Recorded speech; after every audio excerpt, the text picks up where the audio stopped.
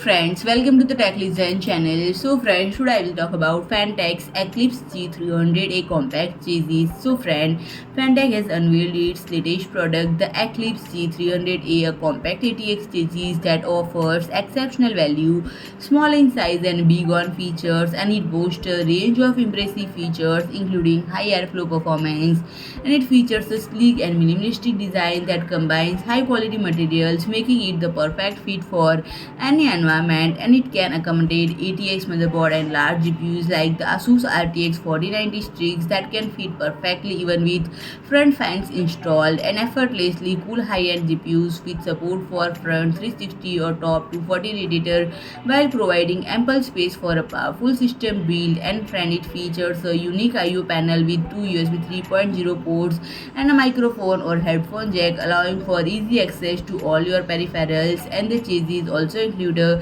tempered glass side panel which allow you to showcase your build and adds a touch of elegance to your setup. And it is optimized for airflow with a mesh front panel that provides maximum ventilation and a dust filter that keeps your system clean and free of debris. And it also includes cable management features, allowing you to keep your cables organized and out of the way for a clean and professional look.